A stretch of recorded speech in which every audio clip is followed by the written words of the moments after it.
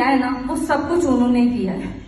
आज उन्होंने 10 लाख की होंडा में गाड़ी भी मुझे दे दी, 1 करोड़ रुपए का घर भी मोदी केयर से मुझे दे दिया।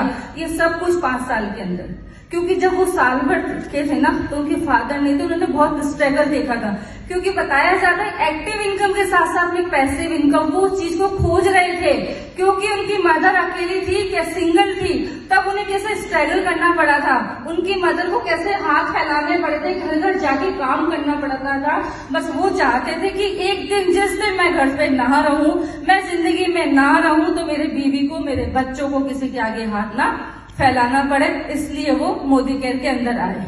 बस आने के बाद में 5 साल तक मैंने, मेरे हस्बैंड ने बहुत डेडिकेशन से काम किया। घर, गाड़ी, घोड़ा, बंगला सब कुछ यहाँ से आया। इनकम की बात करूं तो 7,53,000 रुपए हाईएस्ट इनकम यहाँ से आ चुकी है। गाड़ी की बात करूं तो आज 34 लाख की 2 गाड़ियों की मालकिन हूं। घर की बात करूं तो 1.5 करोड़ के घर की प्रॉपर्टी की मालकिन हूं। ये कहां से हो पाया? ये मोदी केयर की बदौलत हो पाया, ये अपलाइनों के बदौलत हो पाया, ये आप लोगों के बदौलत हो पाया। यदि मोदी केयर ना होता तो मेरी लाइफ बिल्कुल तरीके से खराब थी।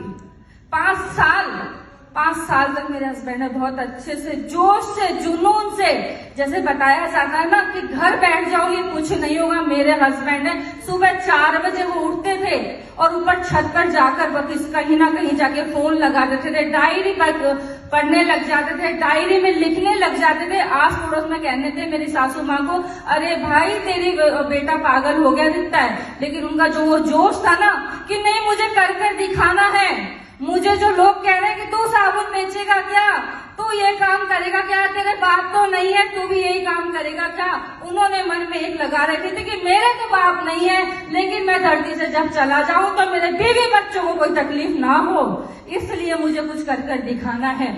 उन लोगों को दिखाना है कि जो मुझे कहते हैं कि नहीं कुछ नहीं हो सकता, वो वही जोश के साथ, वही जुनून के साथ में इस मोदी केयर को बिल्ड करते रहे।